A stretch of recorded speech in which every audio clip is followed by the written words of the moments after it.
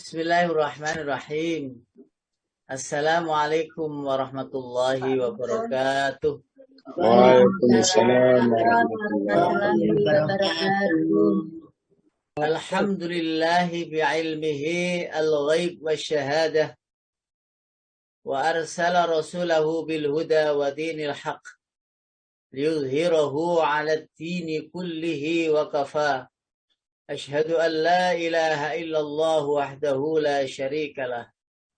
وأشهد أن محمدا عبده ورسوله لا نبي بعده صلاة وسلاما دائمين متلازمين إلى يوم القيامة.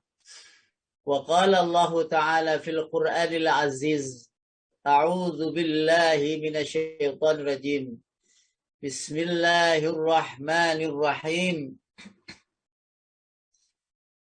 فأما من أوتي كتابه بيمينه فسوف يحاسب حسابا يسيرا وينقلب إلى أهله مسرورا. Recording stopped. قال الله تعالى في القرآن العزيز يا أيها الناس قد جاءتكم موعظة من ربكم وشفاء لما في الصدور وهدى ورحمة للمؤمنين قل بفضل الله وبرحمته فبذلك فليفرحوا هو خير مما يجمعون صدق Allahul Aliyul Azim. Para jamaah yang dirahmati Allah, pagi yang indah, hawa yang sejuk, suasana yang riang, tenang, damai.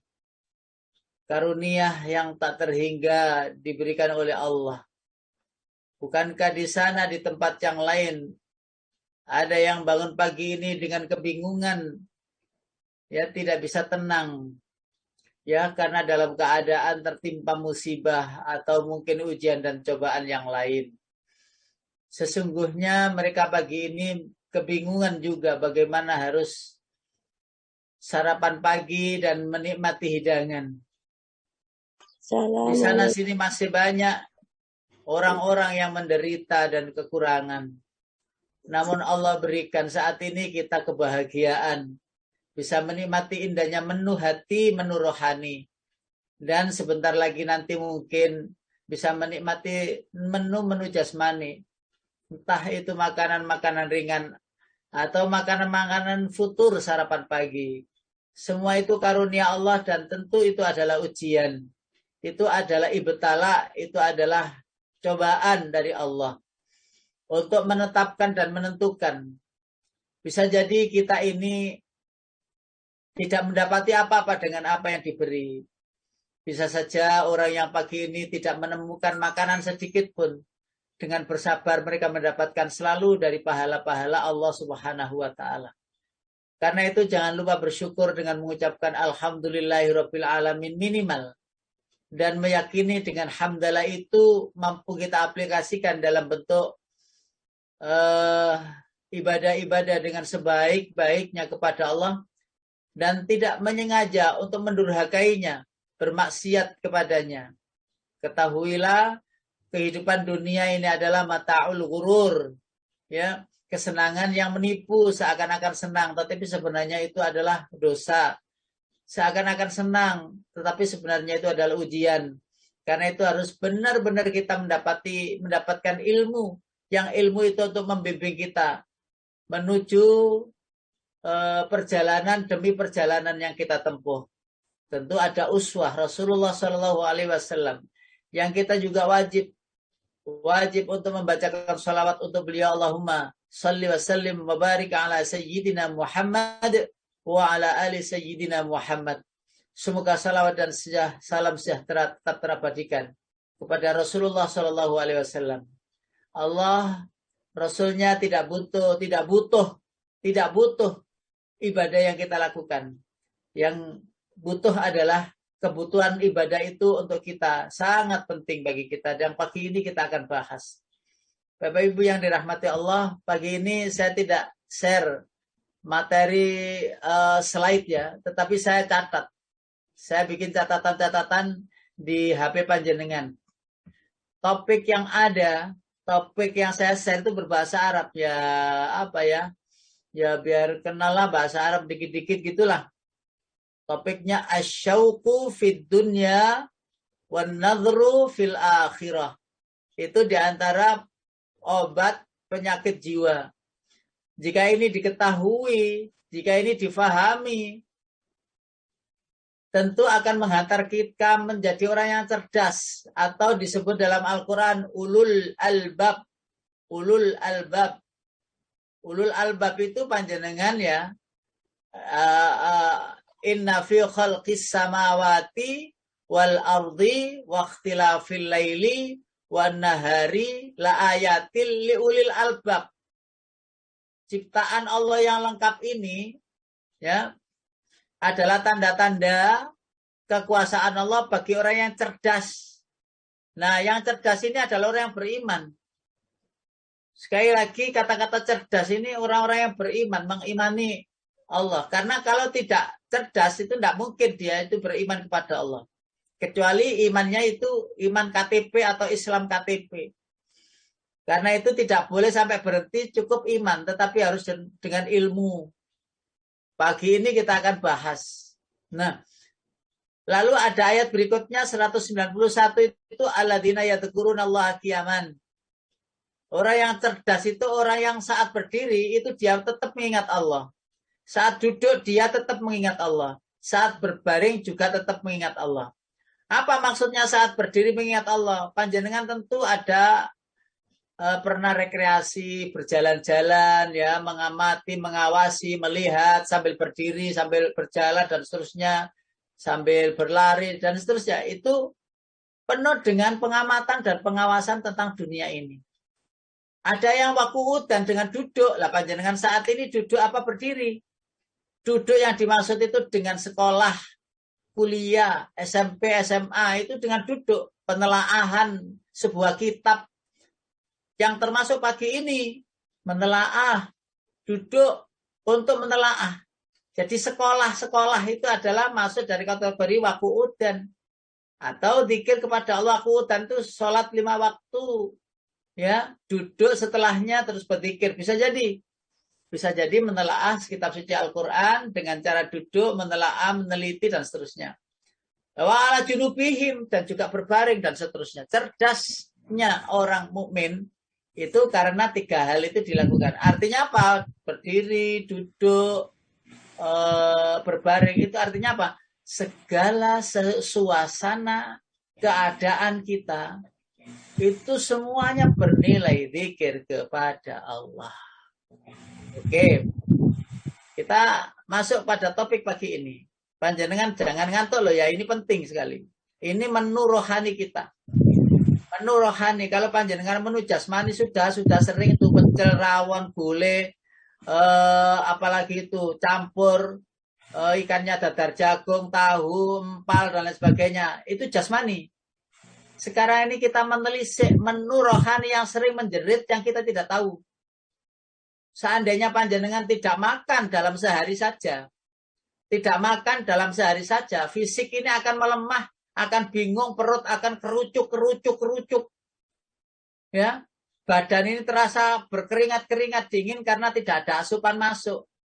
Seandainya rohani itu juga merasakan begitu, dan panjenengan tahu, pasti panjenengan mencari Quran dan membaca, mencari sajadah dan sholat, mencari uang dan bersedekah, dan seterusnya. Seandainya tahu bahwa rohani itu juga kerucuk begitu, maka kita akan serta-merta mencari solusi untuk makanan rohani. Tetapi yang sering kita itu tidak tahu bahwa rohani itu kelaparan. Yang sering itu. Tanda-tanda rohani kelaparan itu apa? Ya, tidak damai, gelisah, resah, bingung, ragu-ragu, mau melakukan sesuatu itu tidak jelas ini dilakukan apa tidak. Kenyamanan berkurang, galau, stres dan lain sebagainya. Malas sholat, malas ngaji, yang akibatnya seperti itu. Nah, di sini asyauqu fid dunya wan nadhru fil akhirah. Syauq itu adalah optimis, rindu, cinta, syauq dunia, senang dengan dunia. Tetapi kesenangan dunia itu untuk menempuh perjalanan menuju akhirat. Perjalanan menuju akhirat. Jadi ngapunten, panjenengan bisa di akhirat itu bahagia itu karena transit di dunia ini. Kalau panjenengan tidak transit di dunia ini, tidak akan mendapati akhirat. Lah, transit di dunia yang sementara ini, itu bisa memuliakan kita di akhirat, bisa menghinakan kita di akhirat. Jadi dunia ini penting, karena itu dunia itu harus hasanah. Karena itu dunia itu penting. Walaupun sebentar, penentu abadan abada, penentu kehidupan selama-lamanya. Hanya 60 tahun, hanya 70 tahun, ditukar dengan kehidupan yang abadi. Lontong. Disinilah terus yang pertama yang akan kita sampaikan di sini adalah pentingnya ibadah bagi seorang hamba. Pentingnya ibadah bagi seorang hamba, sangapunten bagi panjenengan yang suka nyatet-nyatet, monggo boleh dicatat. Pentingnya ibadah bagi seorang hamba. Bapak Ibu yang dirahmati Allah. Mengapa kena penting? Karena fakir, namanya fakirul abdi ila ayya abudullah wahdahu la syarikalah. Kebutuhan ibadah kepada Allah ini bicara tentang softwarenya itu tadi loh ya. Bicara tentang rohani itu tadi loh ya. Bahwa seandainya rohani kita ini, ya jiwa kita ini, ya itu adalah butuh asupan untuk mengesahkan Allah dalam beribadah. Sehingga tidak penting yang lain. Tidak penting yang namanya makanan, asupan yang lahiriah. Tetapi rohani itu butuh asupan batiniah. Asupan-asupan yang abstrak. Rohani kita ini tak nampak. Sehingga sholat-sholat yang kita lakukan itu sebenarnya kan makanan rohani.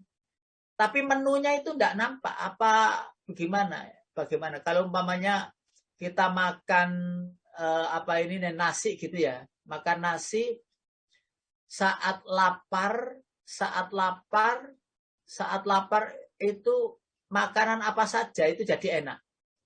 Saat lapar makanan nasi dengan empal dan sop ya sudah enak itu.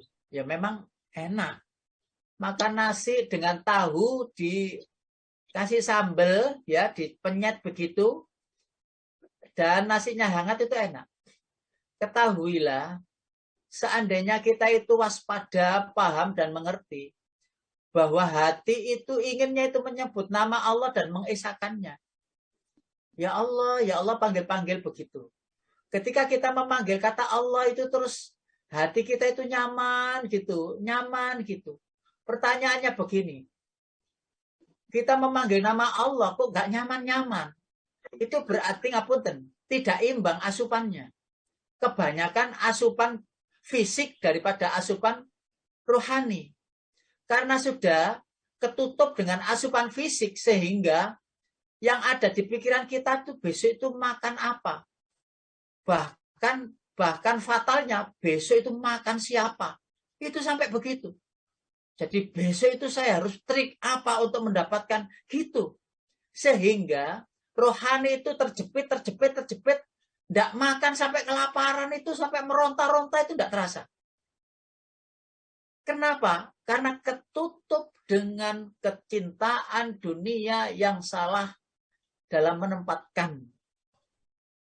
Nah, ibadah bagi seorang hamba itu adalah makanan yang paling enak dan paling nyaman, paling dinanti oleh rohani kita.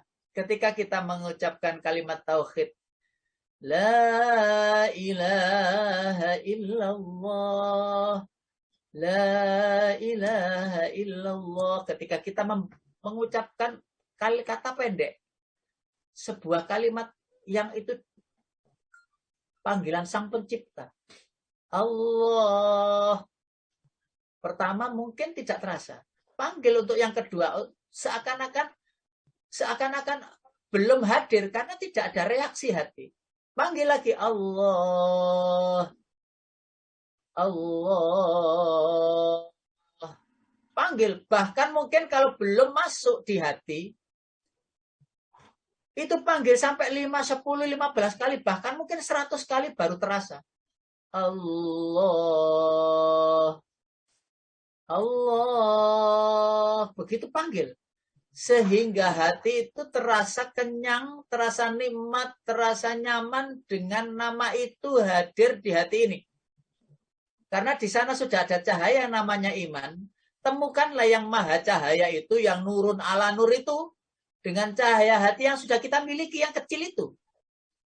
Ketika sudah ketemu Bapak Ibu jamaah yang dirahmati Allah, jamaah asyifa yang dirahmati Allah, kalau sudah ketemu, tentu saja hati itu akan cemerlang, terang. Dan barangkali ngapunten, terpejam mata pun itu nyaman hati. Terpejam mata, telinga pun tak mendengar, itu pun sudah nyaman dengan hati yang bersinar itu. Karena itu nurun ala nur yang Allah miliki, cahaya di atas cahaya itu. Temukan, jangan sampai tidak disambungkan dengan cahaya yang ada di hati yang berupa iman itu. Nah ini pentingnya ibadah bagi seorang hamba. Kenapa? Kalau sudah seperti itu, sudah nyaman seperti itu, nggak ada yang namanya stres itu masuk di dalam hati, pikiran kita. Nggak ada. Karena apa? Kuatnya sinar, kuatnya cahaya yang ada di dalam diri kita masing-masing. Sehingga penting bagi kita untuk beribadah kepadanya tanpa meremehkan, karena itu adalah sama dengan memberikan makanan atau menu makanan untuk fisik, sama. Umpamanya panjenengan tidak makan ya, tidak makan makanan, tapi tidak minum saja. Panjenengan tidak minum saja, sehari tidak minum. Betapa keringnya, betapa hausnya. Walaupun tetap menelan ludah yang kita ada itu sampai kering ludah, tidak mendapati minuman, maka tentu orang akan kehausan, dehidrasi dan lain sebagainya. Ngapunten Bapak Ibu jamaah yang dirahmati Allah, seseorang akan juga kehausan ya rohaninya itu jika tidak ada asupan ibadah seperti ngaji pagi hari ini. Yang kedua Bapak Ibu yang dirahmati Allah, ibadah itu bukan beban, tetapi kebutuhan.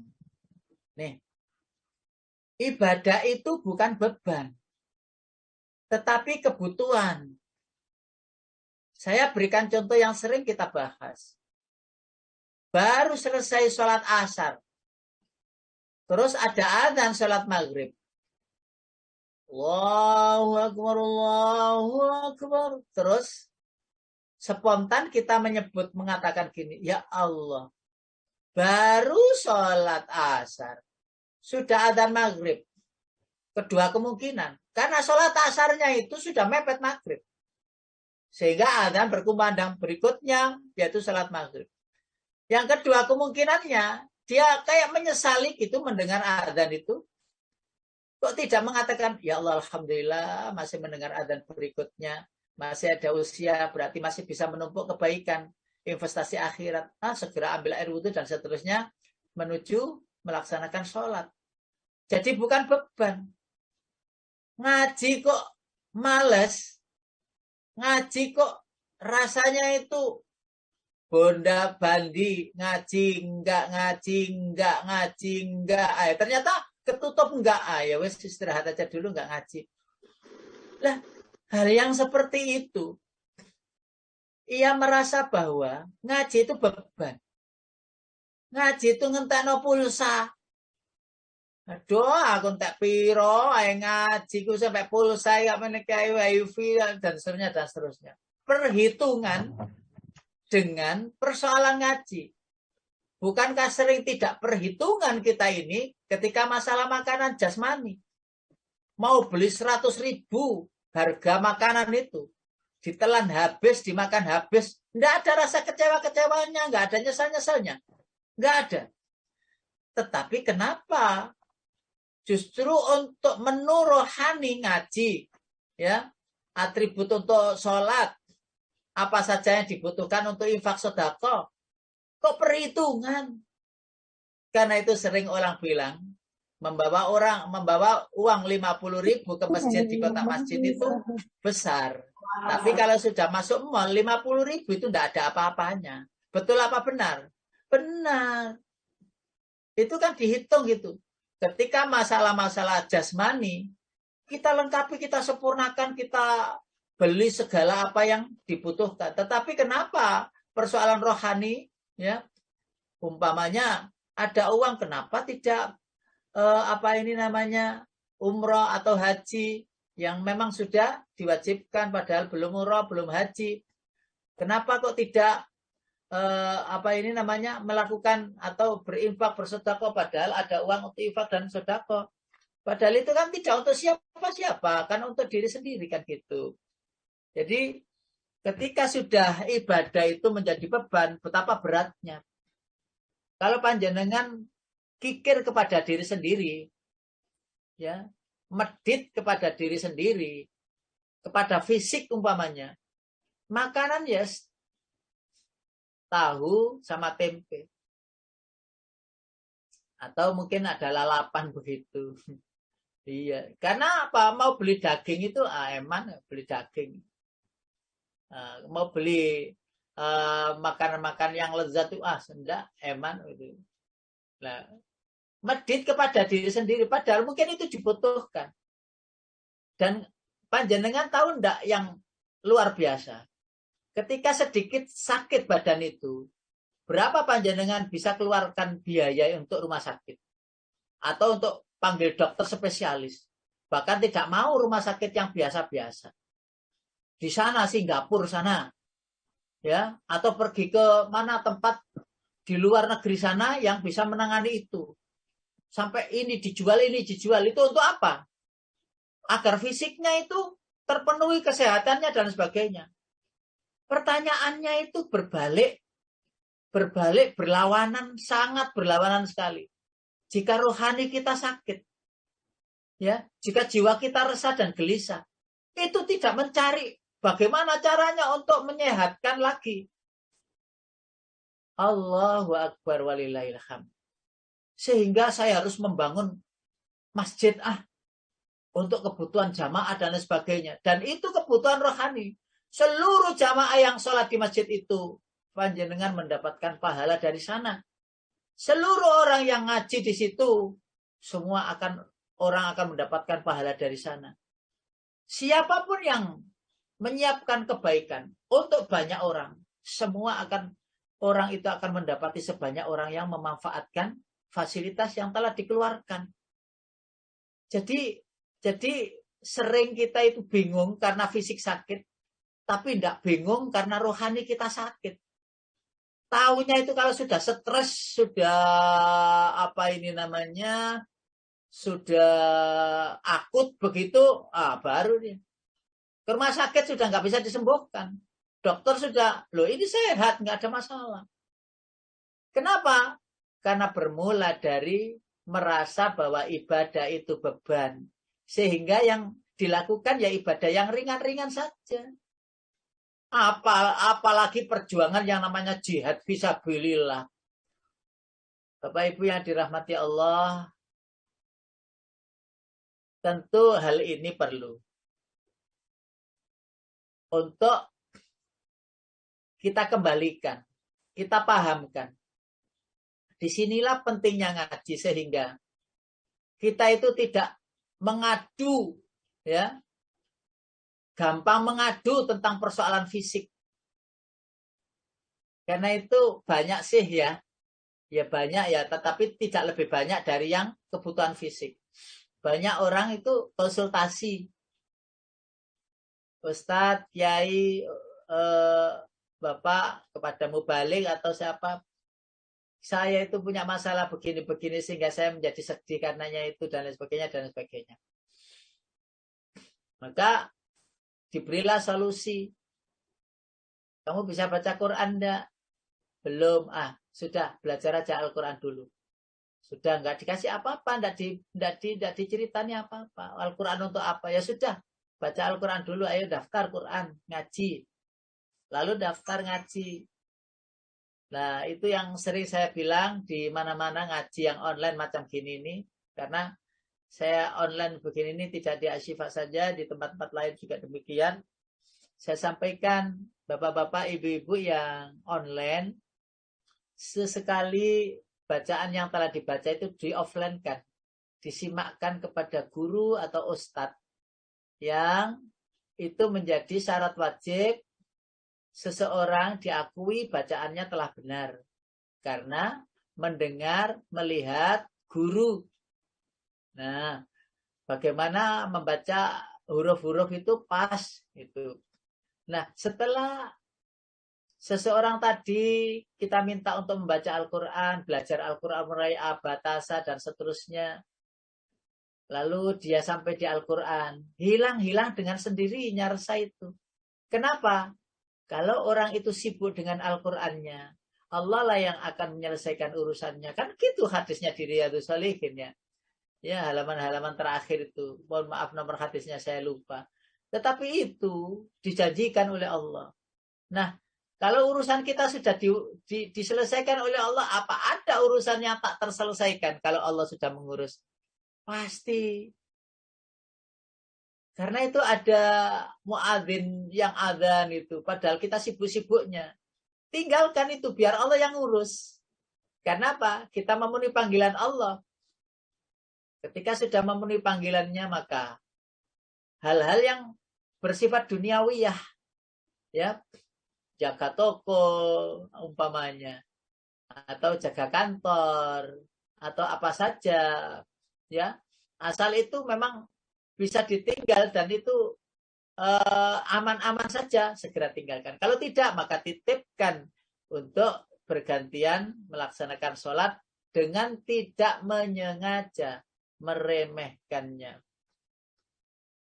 Karena apa, Bapak Ibu yang dirahmati Allah? Yang ketiga, kebutuhan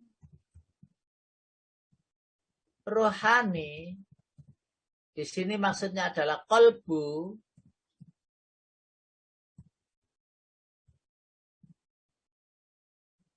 adalah mengenali Tuhannya, mengenali Allah.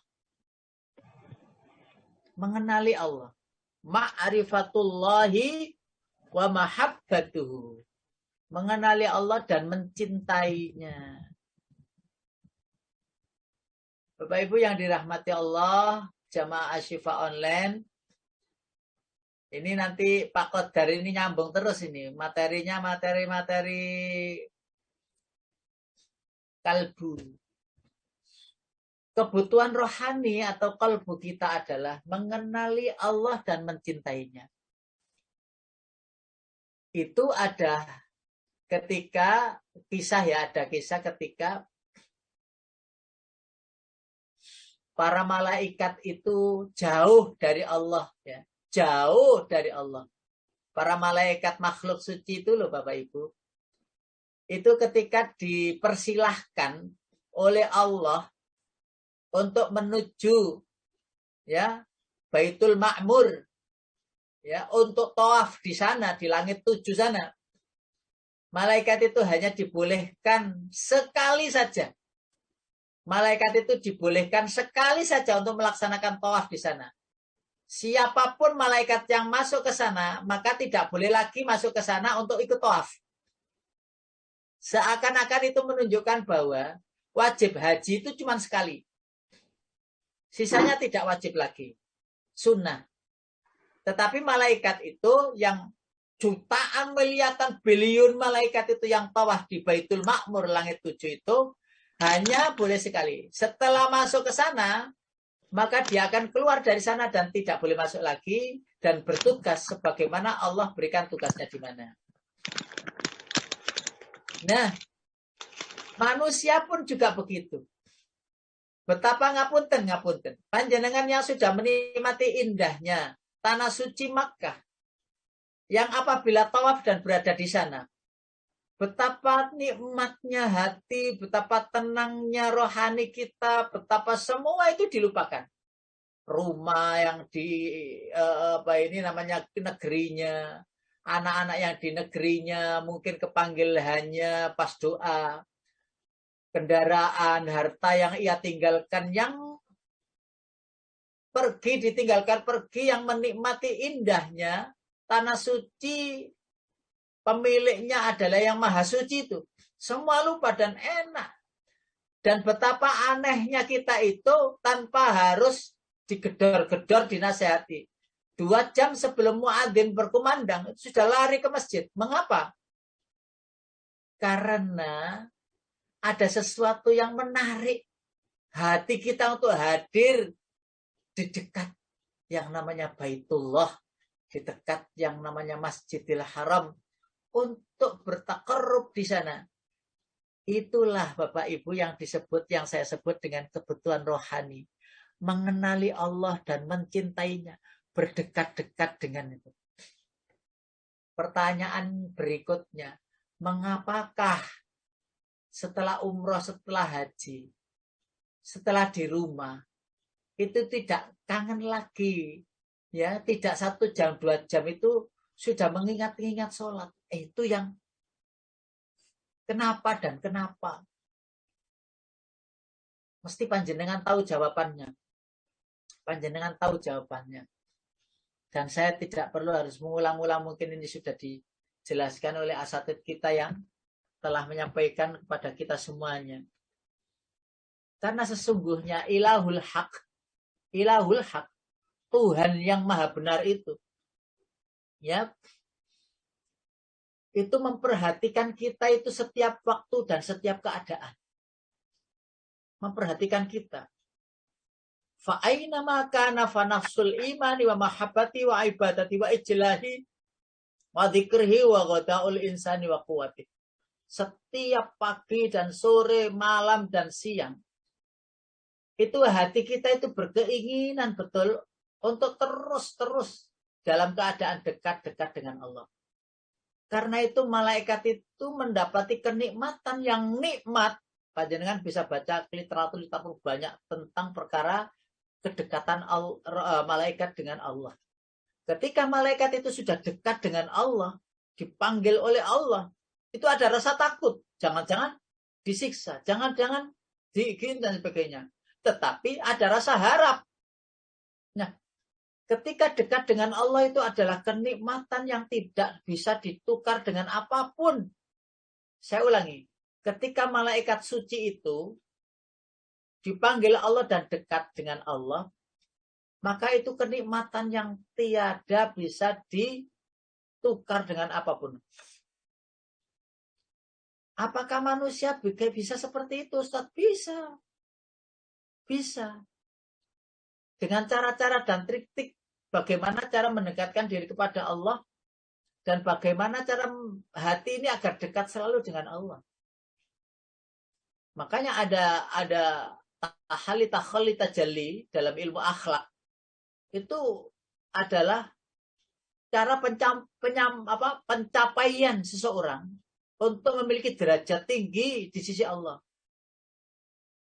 Sehingga dunia ini menjadi penting, tapi tidak lebih penting daripada dekatnya dengan Allah.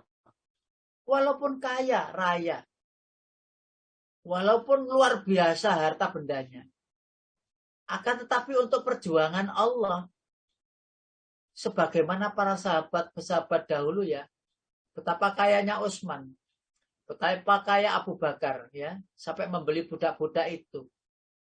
Tetapi ngapunten. Di rumah itu tidak ada barang perabotan yang mahal, itu enggak ada. Enggak ada.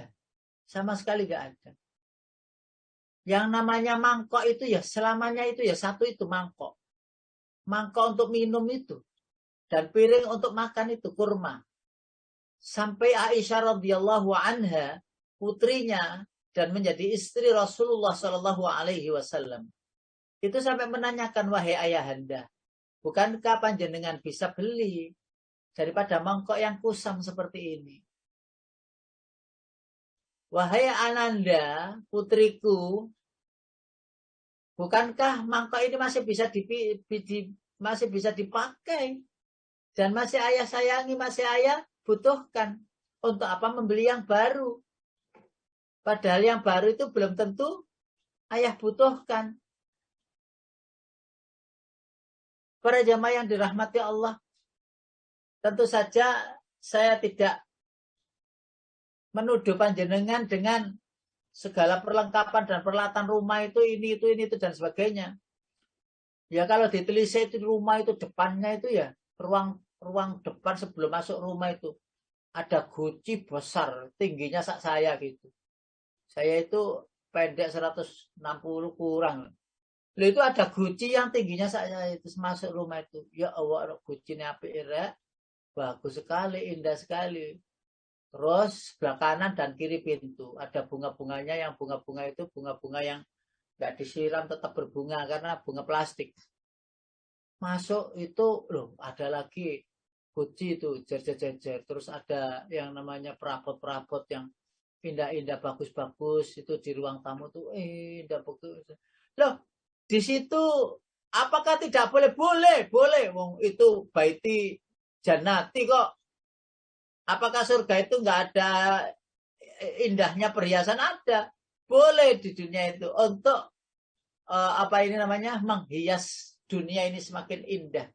Tapi ketahuilah, kalau kita ngaji seperti ini, Bapak Ibu jamaah, saat ngaji, saat ibadah, saat zikir, saat mengerjakan kebaikan, saat ini Allah memerintahkan para malaikatnya untuk membangunkan sebuah rumah untuk kita di surga.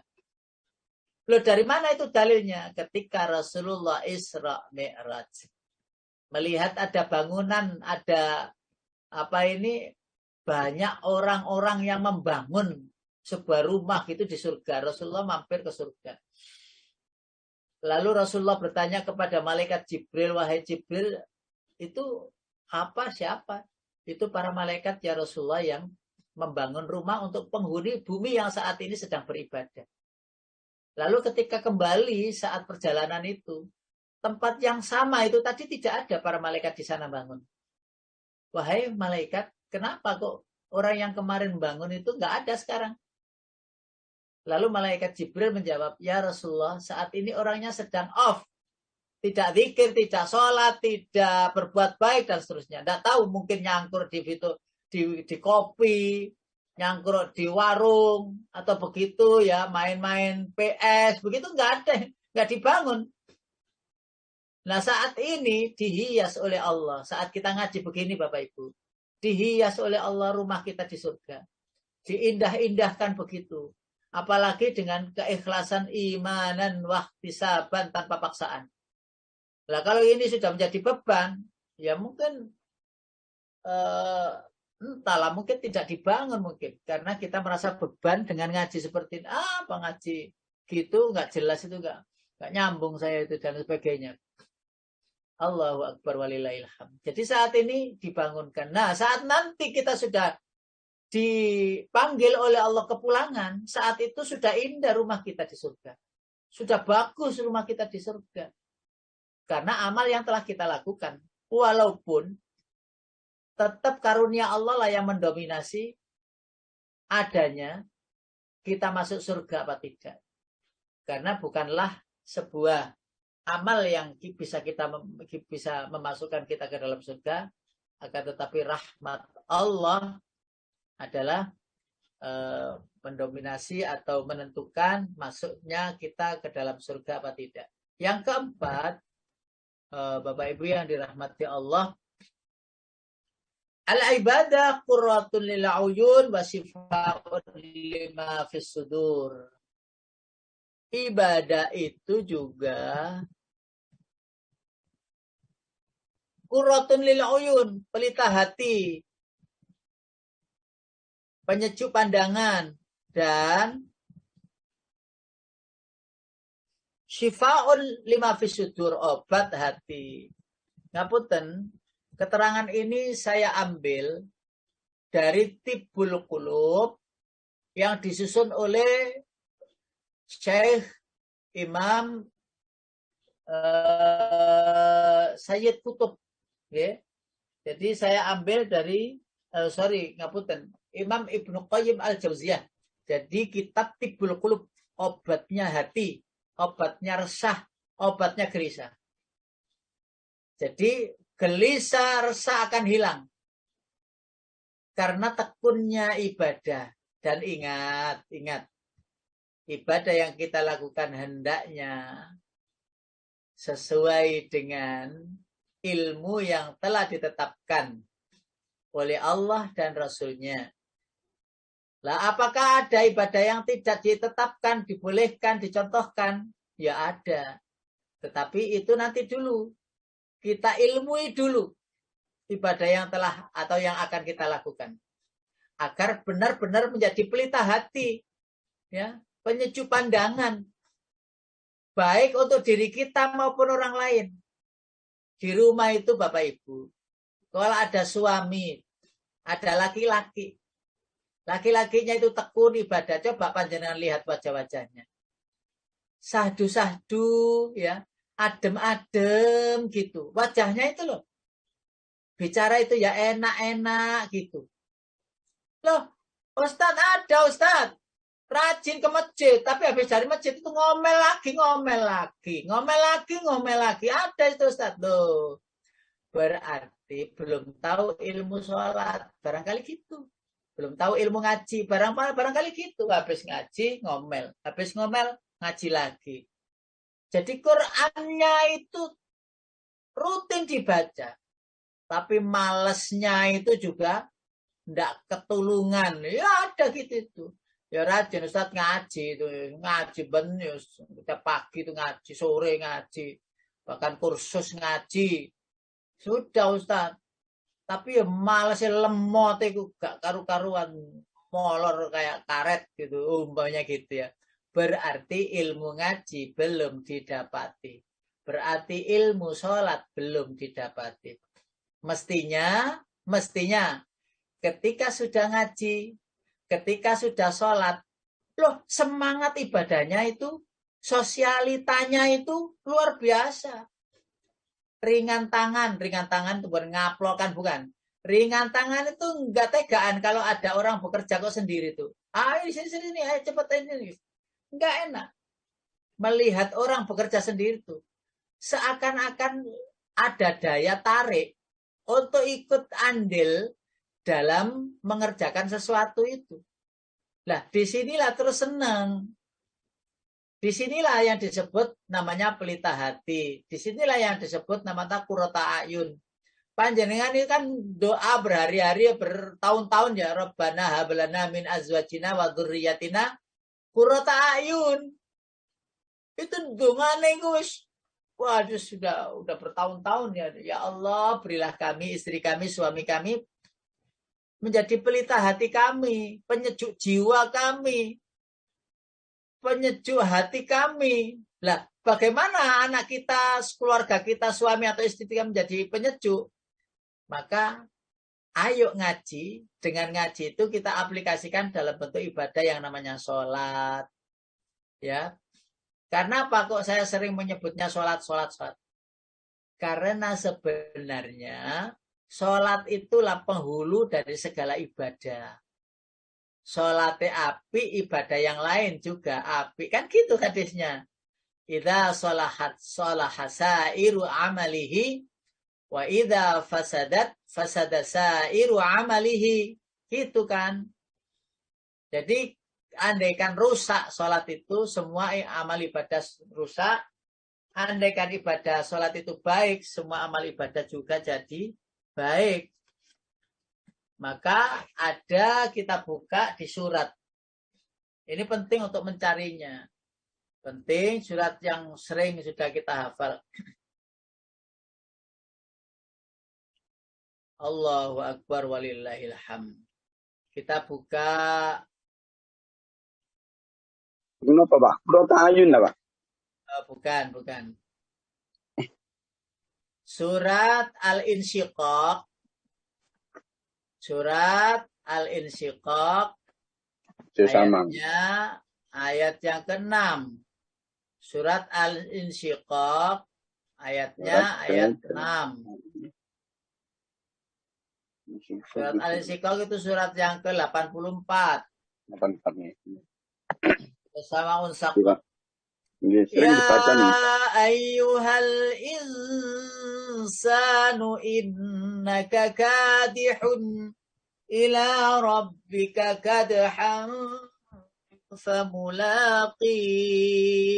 Ayo Pak, boleh terjemah? Ya, Pak. Oke.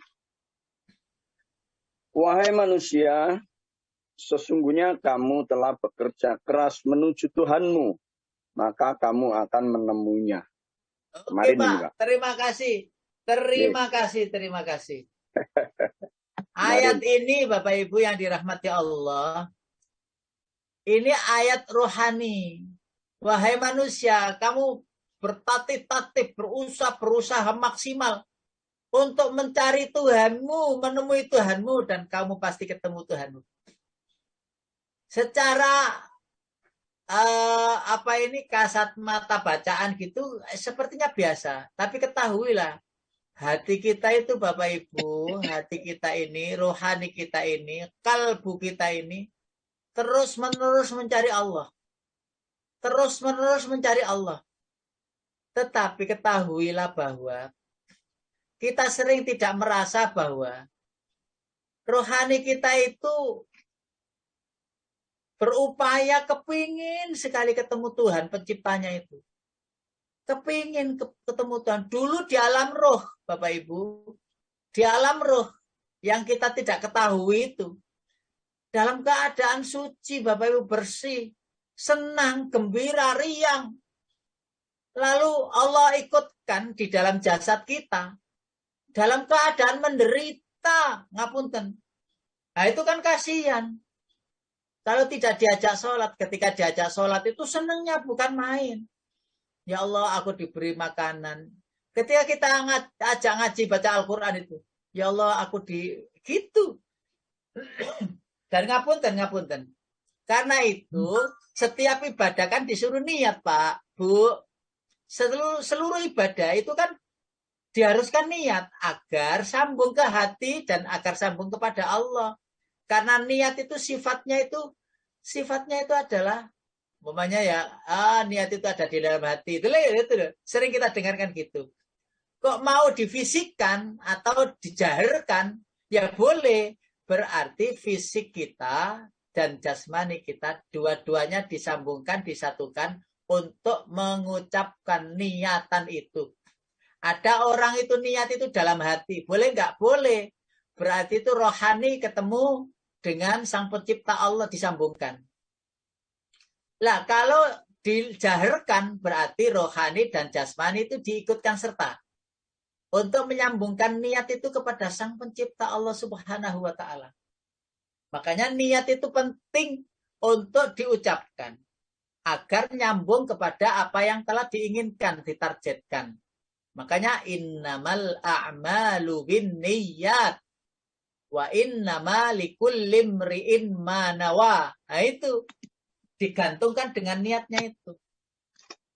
Nah, di sini niat hati itu berkeinginan betul untuk sambung kepada Allah terus dan kepengen ketemu, kangen. Tetapi kita punya nafsu Bapak Ibu. Kita punya nafsu, kita punya jasad, kita punya rohani. Nah, nafsu ini bagaimana untuk melerai?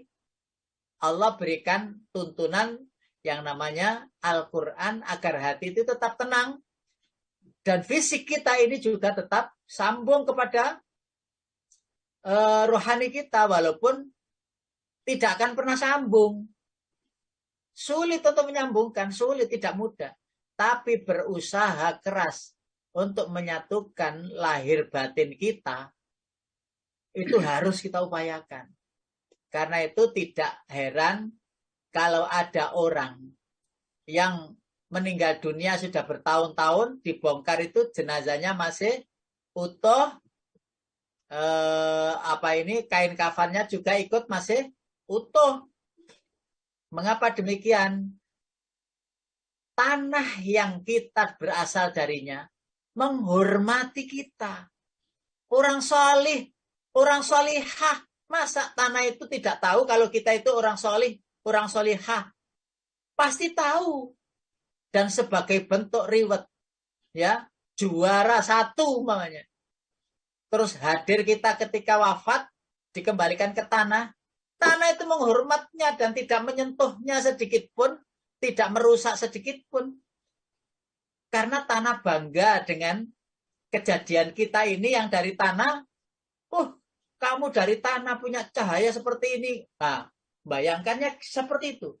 Betapa mulianya jika manusia yang terbuat dari tanah itu mulianya setinggi malaikat. Semua menghormatinya. Ya, bahkan tanah itu ikut haru. Bahkan tetangga kita, saudara kita, keluarga kita karena kebaikannya, lalu dalam hati mereka merasa kehilangan sekali akan tiadanya. Siapa lagi ya Allah yang nanti membimbing kami? Kalau dia itu tidak ada, orang tua itu tidak ada. Siapa lagi ya Allah yang bisa mengumpulkan saudara-saudara saya? Ya, kalau ibunda saya sudah tidak ada, ayahanda tidak ada. Kalau ayahanda ada, ibunda ada, gampang sekali. Mereka panggil cukup dengan cukup dengan suara-suara tertentu ya. Lalu kita mau hadir seperti induk ayam untuk memanggil anaknya yang berada di mana-mana, bercacar-cacar di mana 20, 15 ke sana kemari mencari makan sendiri-sendiri. Dipanggil oleh induk ayam itu dengan suaranya yang khas. Lalu bayi-bayi ayam itu berlarian menuju induknya. Bukankah sering kita membayangkan itu? Bukankah sering menjadi pelajaran yang baik bahwa orang tua wajib kita hormati? Untuk apa? Mengencangkan atau menguatkan sinar di hati yang ada iman itu kepada Allah Subhanahu wa Ta'ala. Ini obat hati yang penting bagi kita sebagai syifaul lima fis sudur. Itu adalah ibadah yang baik. Sebagaimana topik Bapak Ibu yang dirahmati Allah. Sebaik-baik ibadah. Kita cintai ibadah tertentu, kita senangi, kita tekuni. Ya, kecintaan, kerinduan tentang dunia ini, ketahuilah, jadikanlah untuk fasilitas melihat indahnya surgawi di alam-alam akhirat sana nanti. Kenapa kayak sebut alam-alam akhirat? Karena akhirat itu berfase-fase yang dulu pernah kita menceritakan bahwa setelah meninggal itu ada fase kiamat, ada fase pada mahsyar, ada fase syafaat, ada fase mizan, ada fase hisab, ada fase-fase siratal mustaqim. Dan itu ribuan tahun Bapak Ibu yang dirahmati Allah. Apakah sanggup kita cukup? Tidak cukup. 60 tahun, 70 tahun tidak cukup Bapak Ibu. Rahmat Allah lah yang membimbing kita untuk menjadi bercahaya, ada pelita yang bisa kita berjalan terus. Dan rahmat Allah pula kita dipertemukan oleh Allah, dibingkai ikhwanul muslimin, persaudaraan muslim. Bahkan juga dibingkai keluarga. Ada ayah bundanya yang jadi satu, ada teman karibnya yang jadi satu. Ya, bercengkerama, senang, bercerita dan sebagainya. Tahu-tahu kita sudah ada di pelataran surga. saking senangnya itu tidak terasa. Betapa ribuan tahun terasa akan penat. Ya, ya sampai wajah-wajah itu hitam-hitam. Ya, yauma taswaddu wujuhu wa taswaddu wujuh. Fa ammal ladzina aswaddat wujuhuhum akafartum ba'da imanikum, dan wajah yang hitam itu keluh kesah dia terus. Ya, terus keluh kesah, tidak ada hentinya dan tidak ada selesainya. Karena itu menjaga rohani itu jauh lebih penting daripada menjaga fisik. Enggak apa-apa badan kita itu gemuk, enggak apa-apa. Yang penting rohani kita juga gemuk. Jangan badan kita gemuk, gak iso ngaji. Wah, berarti salah itu. Salah tempat makanannya. Kebanyakan makanan pecel, rawon, gulai, sate, soto, gudeg. Daripada makanan Al-Quran. Enggak Ustaz, saya itu makannya sedikit, tapi memang badan saya gemuk. Ya wes, sekarang ayo kita gemukkan rohani kita juga.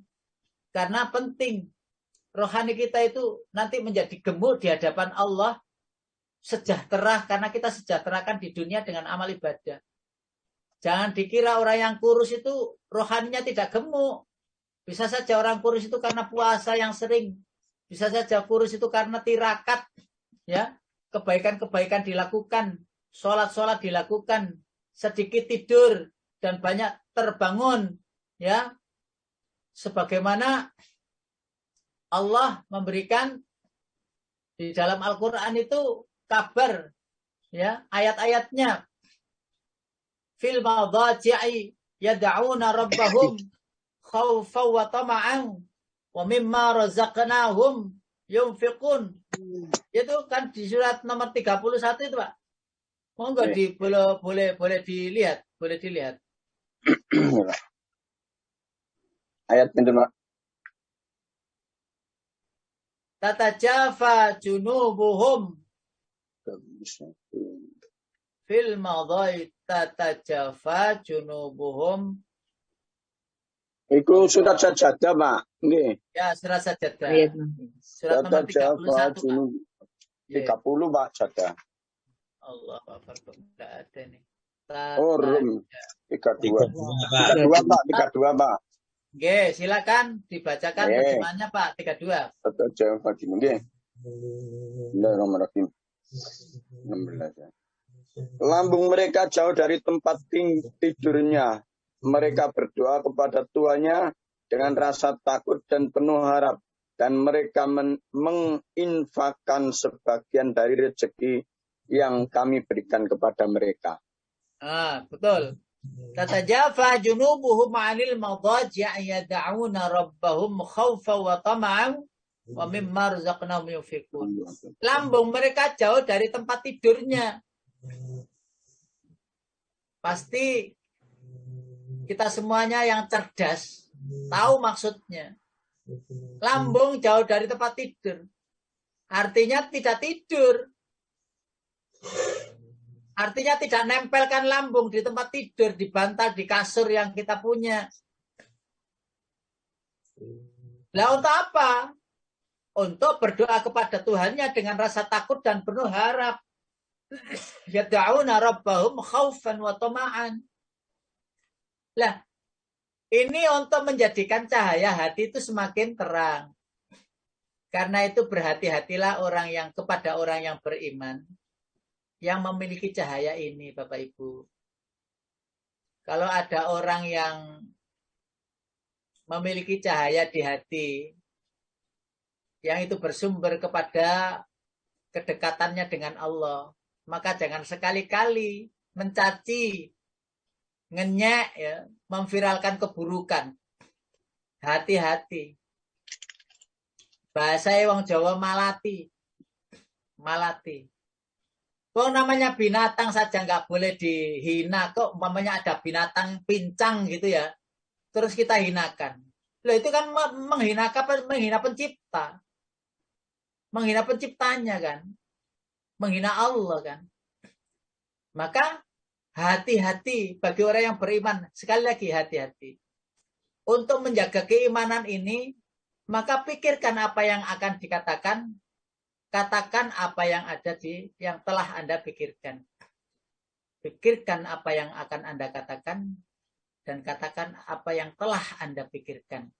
Hal itu, kalimat itu sering kita dengar. Karena itu kalau dikatakan ini kok rasanya itu nanti jadi Allah murka, stop, tahan dulu, jangan. Karena itu akan menjadikan hati kita yang sudah kita bersihkan bercahaya itu kembali gelap lagi. Ada titik-titik kotoran, dan itu diteruskan, kepancing kita. Naudzubillah summa naudzubillah min dzalik. Jika itu bisa kita jauhi, lambung kita jauhkan dari tempat tidur kita, dan terus berdoa bermunajat di malam itu kepada Allah, maka sesungguhnya gelapnya malam itu adalah untuk terangnya cahaya di akhirat nanti. Saya ulangi, gelapnya cahaya malam yang kita ngetok pintu langit barokah rahmat Allah, maka Allah akan membuka barokah pintu langit itu untuk cahaya ya perjalanan kita berikutnya. Karena itu penting bagi kita untuk banyak meminta doa kepada orang-orang yang mengerti, kepada para mubalik, ulama, para kiai, Mbah Yai, Pak Yai, mohon didoakan, saya punya hajat ini. Loh, kenapa tidak? Karena mereka gampang sekali membuka pintu langit itu, tahu-tahu terbuka. Atau anak-anak yatim yang mereka itu dalam keadaan seperti itu, maka pintu langit akan segera terbuka. Atau orang-orang miskin, orang fakir, ya, mohon doanya ya, gini, saya dan sebagainya. Dan orang fakir miskin itu, doanya untuk orang lain cepat itu. Terkabulnya itu cepat. Walaupun mereka untuk doa sendiri, selama itu, ya Allah berikan kekayaan yang nggak diberi oleh Allah. Bahasanya begini, ular itu, kobra itu kalau menggigit badannya, kan enggak keracunan dia, enggak mati. Ya, tetapi kalau menggigit orang lain, langsung orang binatang lain ya, kerbau misalnya kegigit, selesai. Seperti pula orang yang fakir dan miskin.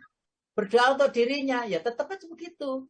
Karena memang Allah jadikan dia untuk mendoakan orang-orang kaya. Lalu orang miskin itu berdoa untuk orang-orang kaya itu. Atau para kiai itu sukses.